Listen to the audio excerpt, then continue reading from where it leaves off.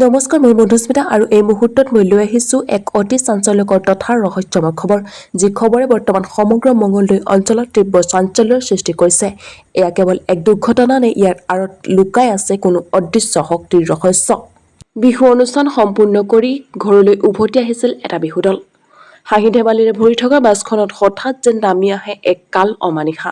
মঙলদৈ অভিমুখী আহি থকা অৱস্থাত মাজপথতে হঠাৎ বিকল হৈ পৰে দলটো কঢ়িয়াই অনা বাছখন। তাৰ পিছতে আৰম্ভ হৈ ভয়ংকৰ পৰিৱেশ। একো বুজি উঠাৰ আগতে বাছখনত থকা নাচনী আৰু ঢুলীয়াসকল এজন এজনকৈ অচেতন হৈ মাটিত ঢলি পৰিবলৈ ধৰে।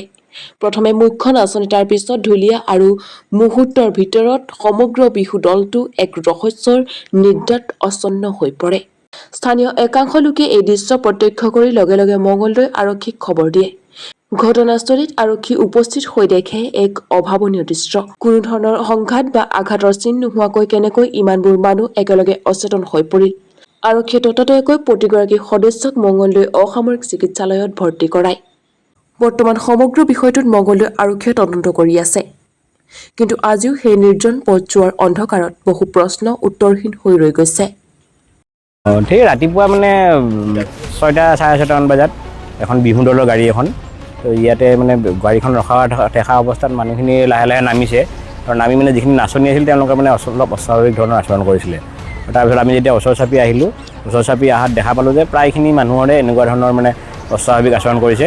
আৰু আমি লগে লগে স্থানীয় ৰাইজ তেতিয়া গোট খালোঁ। গোট খোৱাৰ পিছত তেওঁলোকক সুধিলোঁ কি হৈছে কি হোৱা নাই। তেতিয়া তেওঁলোকে ক'লে যে তেওঁলোকে লাষ্ট প্ৰগ্ৰেমটো ডিগ্ৰীপাৰাত কৰিছিলে আৰু ডিগ্ৰীপাৰাত প্ৰগ্ৰেম কৰি অহাৰ পিছতে তেওঁলোকৰ প্ৰায়খিনি মানুহে মানে অসুস্থ হৈ যাব ধৰিছে। আৰু অসুস্থতাটো এনেকুৱা ধৰণৰ মানে কোনো ধৰণৰ শাৰীৰিক অসুস্থতা নহয় তেওঁলোকৰ, একফালৰ পৰা শাৰীৰিক বুলিও ক'ব পাৰি, কিন্তু তেওঁলোকে কোৱা মতে কোনোবাই কিবা কৰিছে ধৰণৰ এনেকুৱা ধৰণৰ কথা কৈছে। আৰু আমি ভাবিলোঁ যে কি এনেকুৱা পৰিস্থিতিত কি কৰা যায়। তো সেইকাৰণে আমাৰ পৰিস্থিতি যেতিয়া আমাৰ নিয়ন্ত্ৰণৰ হাতৰ পৰা গুচি গৈছে, আমি প্ৰশাসনক খবৰ দিছোঁ আৰু প্ৰশাসনক খবৰ দিয়াৰ লগে লগে প্ৰশাসনে যথেষ্টখিনি এম্বুলেঞ্চ একেলগে পঠাই দিছে আৰু তেওঁলোকক বৰ্তমান মঙলদৈ অসামৰিক চিকিৎসালয়লৈ পঠাই দিয়া হৈছে। কিমানজন মানুহ? প্ৰায় 30-40 জন মানুহ আছিলে এটা বিহু দলত। তেওঁলোকে কোৱা মতে ঠিক 6 বজামানৰ পৰা তেনেকুৱা হৈছিল আৰু লাষ্ট বিহুটো তেওঁলোকে 4:30টাত মৰা বুলি কৈছে ডিগ্ৰীপাৰাত।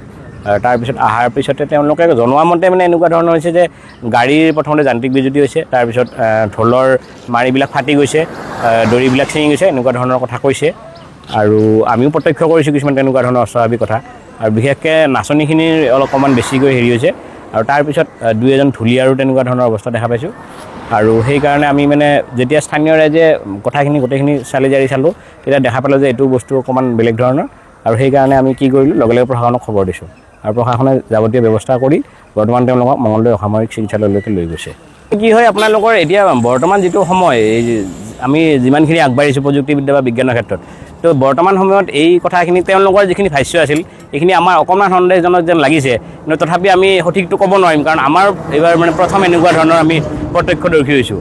তো এতিয়া যিহেতু চিকিৎসা বিজ্ঞানৰ ইমান উন্নতিৰ যুগ হৈছে, তো আমি লগে লগে তেওঁলোকক চিকিৎসালয়লৈ প্ৰেৰণ কৰিছোঁ আৰু পৰৱৰ্তী পৰ্যায়ত চিকিৎসা মানে পৰীক্ষা কৰাৰ পিছতহে হয়তো আমি আচল সত্যটো আমাৰ সন্মুখত আহি পৰিব।